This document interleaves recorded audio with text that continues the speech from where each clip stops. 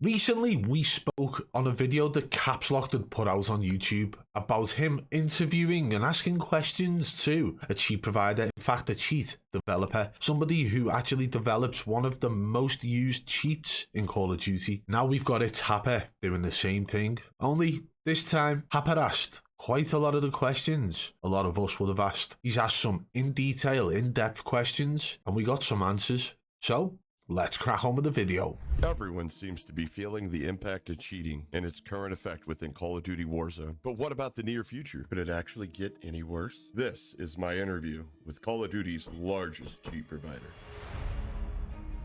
In the shadows of the digital battlefield where honor and deceit clash, a figure has emerged from the depths of anonymity. Today, we dare venture into the realm of the forbidden. The domain of Call of Duty cheat providers.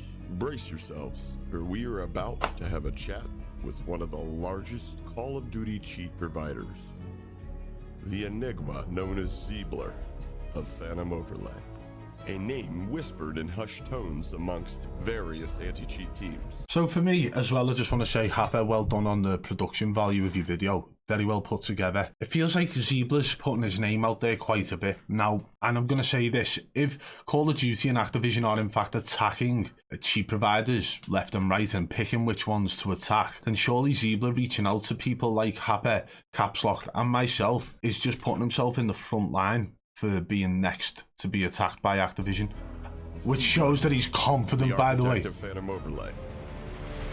Prepare yourselves, for we are about to embark on a journey that will challenge our perceptions, question our convictions, and force us to confront the very essence of game morality. This video contains comments and opinions from Ziebler, owner of Phantom Overlay. All opinions and comments are his own, and InTop is not associated or affiliated with Phantom Overlay, nor is this in any way an endorsement of Phantom Overlay, their products, services, or any other associates not mentioned. I mean, I'm not going to lie, Happy, you said Phantom Overlay about 15 times there, mate. Maybe you should have took that endorsement. This is merely a glimpse into what the very near future has in store for cheating in Call of Duty. So buckle up, kids, because this time, the truth is going to sting a little bit. On a scale of 1 to 10, how effective is Ricochet anti-cheat, and why? Ricochet is a 5 or a 6 right now. As for the good, it has a few good generic internal and external detections.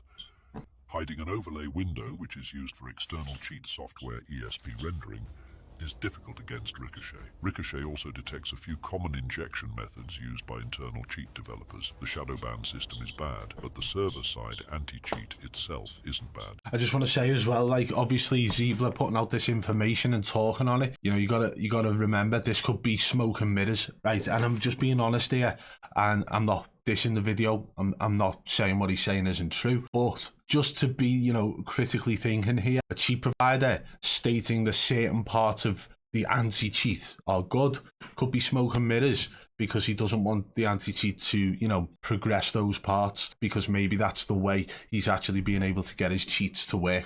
I'm just saying, thinking outside the box here. But yeah, if you could ask any question to this guy, what would it be? Let me know in the comments below. Server-side anti-cheat that COD has in place can be useful in conjunction with reports to flag certain players for review. Ricochet's driver has issued some very tricky targeted detections over the last few years. I wouldn't consider the anti-cheat vulnerable either.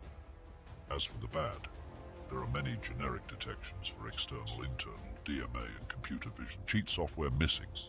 Targeted detections aren't issued enough. His shadow ban system completely wastes what the server-side anti-cheat sets Team Ricochet up to be able to do, which is allocate server and human resources to deeply review flagged and reported players. So he's basically saying here as well that the whole shadow ban system's on its ass, and it does actually hinder what Ricochet anti-cheat could potentially be doing, in, you know, with what its capabilities are. And, you know, I would be inclined to agree with that. I would be inclined that, you know, allowing the player base to have some say-so on reports and causing shadow bans is just not the way forward at all. I feel like it was a weak attempt at making the player base feel involved early on in Warzone, and for some reason, even though they incorporated an anti-cheat, you know, further down the line, that they've left it in. They should have absolutely removed the shadow ban system, and they should have absolutely removed the report system in the game as well. They clearly do not do. Hardware bans are weak and issued too rarely. Overall, I am happy with where Ricochet is right now because they are causing problems for some of my competitors. I've got to pull this back a little bit. I don't know whether this is just the way in which this AI voice is pronouncing it, or maybe Hap has typed it in as Ricochet. Listen. Overall, I am happy with where Ricochet is right now because Ricochet.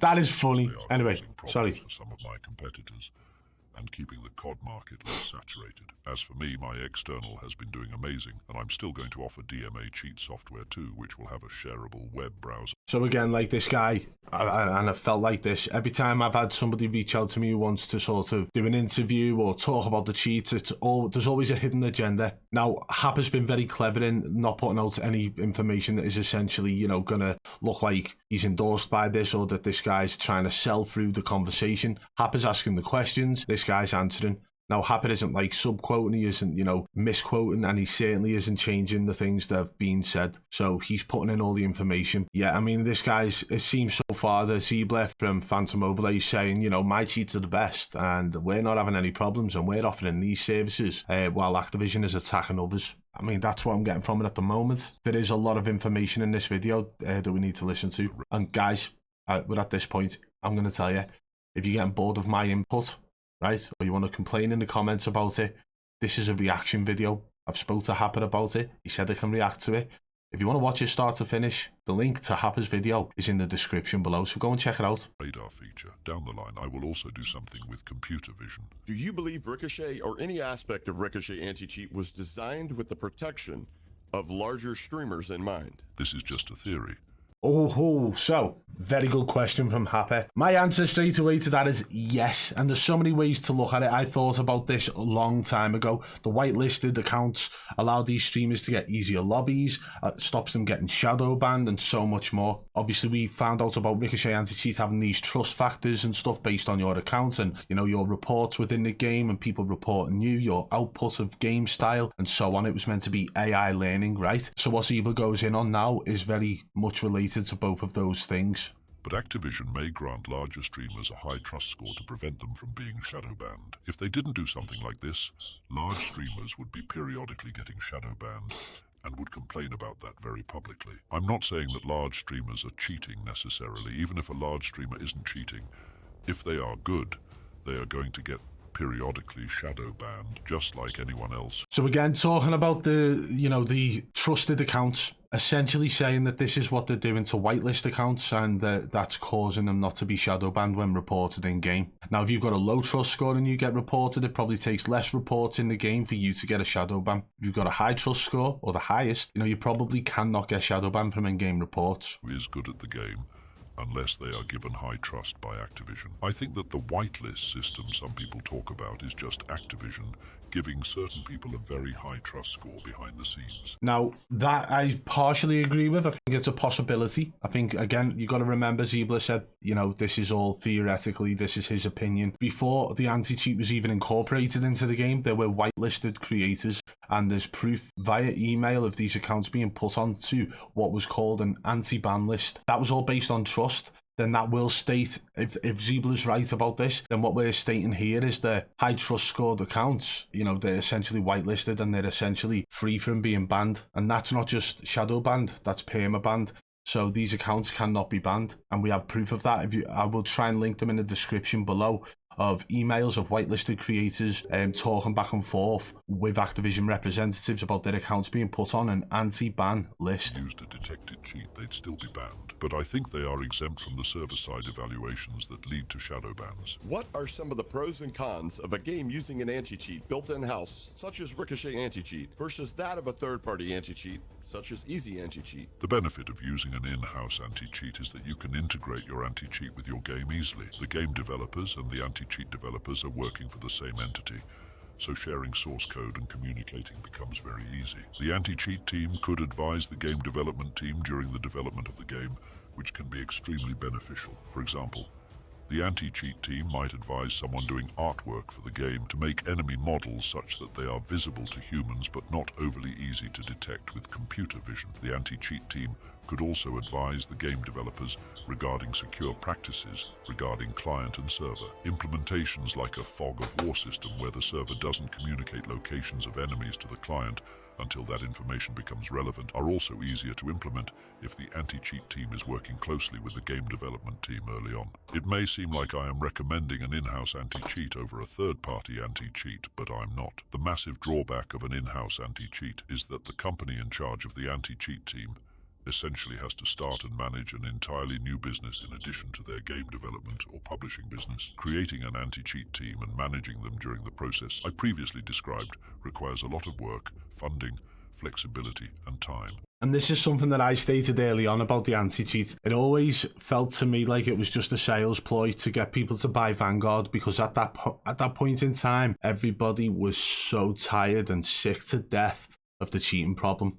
And people were talking and basically rallying together to not buy Vanguard. They were walking away from the game. So they brought out, Ricochet anti-cheat, and in-house, and Activision designed anti-cheat to, purposely just for Call of Duty, where they could have just incorporated Easy Anti-Cheat, an external company that knows what they're doing, that's got years of experience in that field and has, a good track record. Maybe not the best, but I still feel like Easy Anti-Cheat would have done a better job with Warzone from the beginning over Ricochet.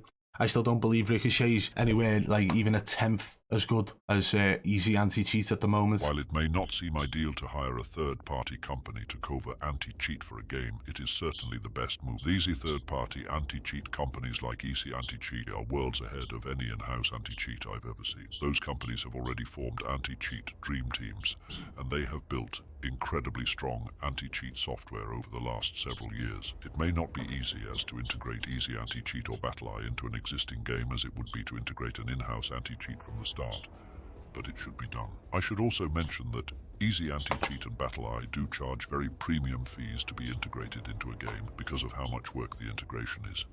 These fees are worth it. Is there any validity or credibility to the theories that employees from Activision or one of their dev studios leaked or sold anything that would have helped your aided cheat providers stay ahead of the anti-cheat measures? So this is the big thing now. Like, everyone's like, oh, it's Activision selling them, or some of the devs are making a little quick buck on the back end of this, leaking the source code so that they can bypass the anti-cheat and incorporate their cheats into the game. Now we're about to get the answers to them questions. Was it Activision or an employee? Or were they just able to crack the code? Warzone was leaked a few years ago.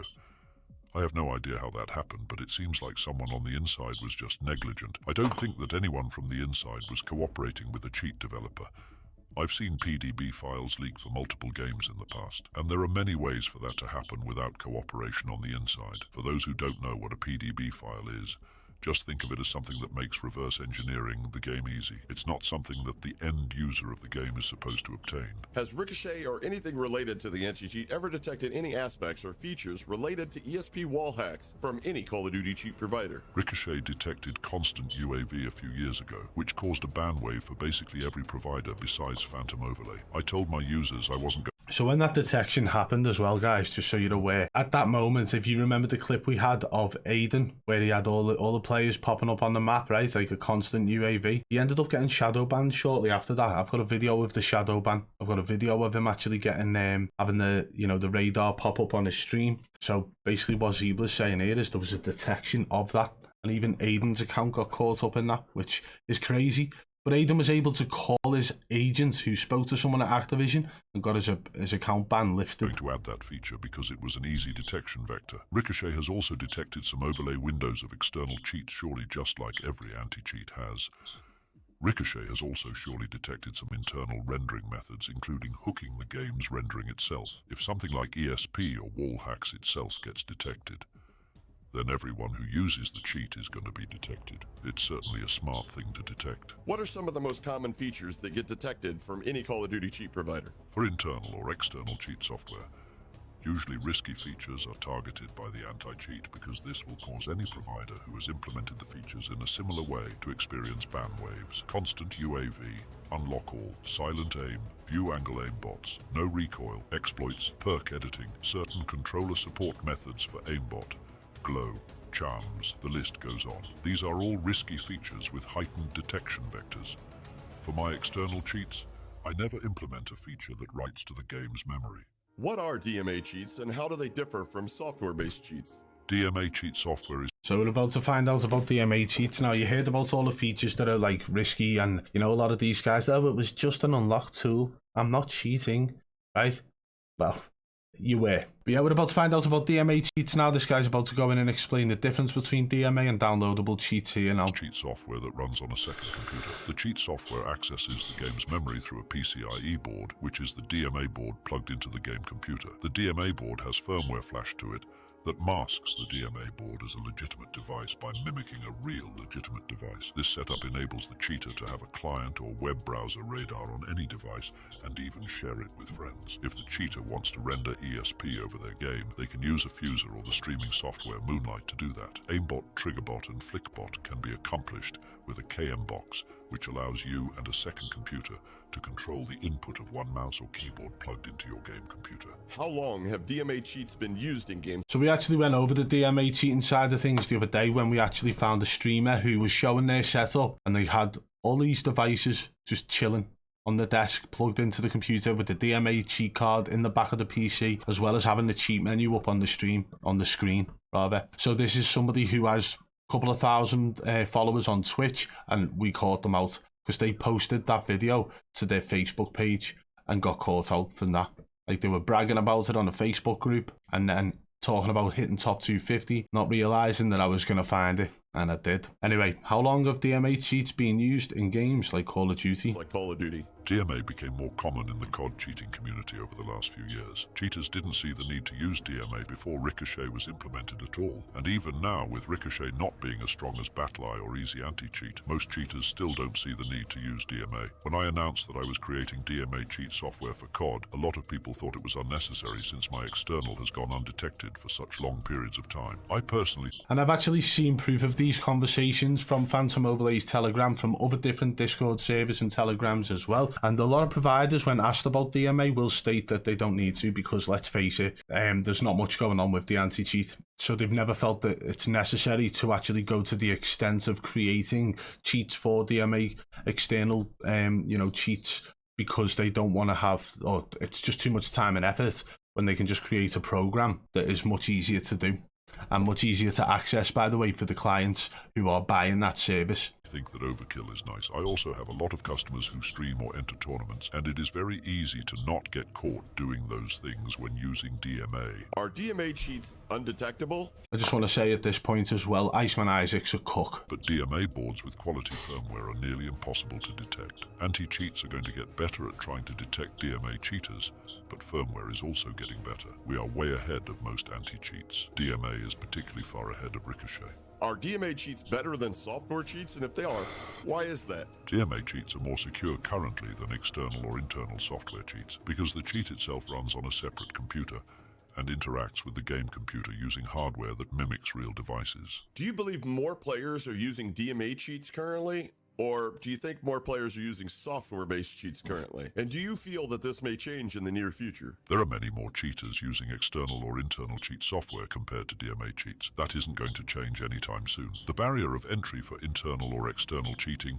is usually about 20 to 40 euros a month. DMA cheating is much more expensive, and it's really only necessary for security-obsessed cheaters, streamers, or tournament cheaters. So it even stated there, like, you know, it's the DMA cheats are literally only going to be tied to people who are doing like wager games, tournaments, streaming, things like that. And there's no other reason for any, like a normal standard cheater who doesn't really care if they lose their accounts, if they're rage hacking and whatnot. There's no reason for them to go and buy a DMA cheat card. There's no reason for them to go and spend couple of grand to try and get that set up when they can just download £30 a month cheats.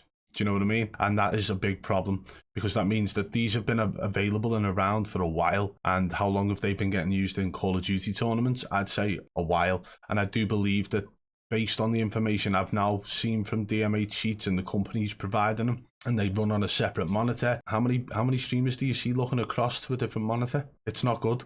But honestly, I feel like the questions it's Happer's asking throughout this video are fantastic.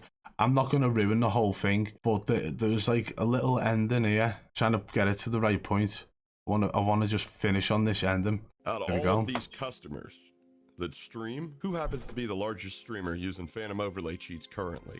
Yes, this is correct. A lot of... So, That's the last question asked in the video. That's where we will end this video here. If you want to finish the rest of it, guys, go and check out ItHapper's video, linked in the description below. But let me tell you, it's an absolute banger, and I'm happy that ItHapper and Caps Locked are both going out of their way and actually getting answers about some of the problems we're having in Call of Duty. But the reality is, we should be having these answers from Activision themselves, and we're not. So it does seem to me like Ricochet Anti-Cheat's doing the bare minimum, allowing us to believe it might be working or it might not. It's only attacking certain cheat providers as and when it feels like it. And based on what this guy said throughout the video, throughout the interview with ItHapper, it feels like it's not going to get any better. It feels like this is the top, the peak, the best that we should expect from Call of Duty. And personally, I don't think that's enough for me to want to play this game. And I'm pretty sure a lot of you guys feel the same way. If you did enjoy this video, please smash that thumbs up.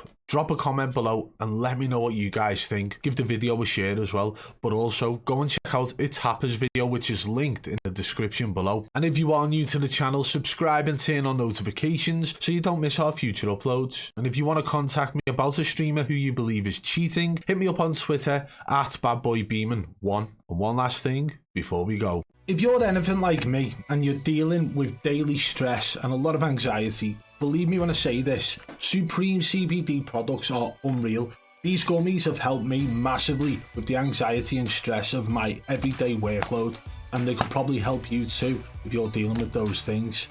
I've got other products here as well, including the oil. These drops work great just before you go into bed. For anybody who has like sleepless nights, these can help massively. And I've got plenty of other products to actually test out from them. I've not tried this yet, but it's the deep freeze balm. I've also got the soft gel capsules, and the reason I chose these is because I've got a sweet tooth and sometimes you can go through the gummies a little bit too fast. And guys, if you want to go and take a look yourself, make sure you use code BBB40 at checkout to save 40%. The link is in the description below.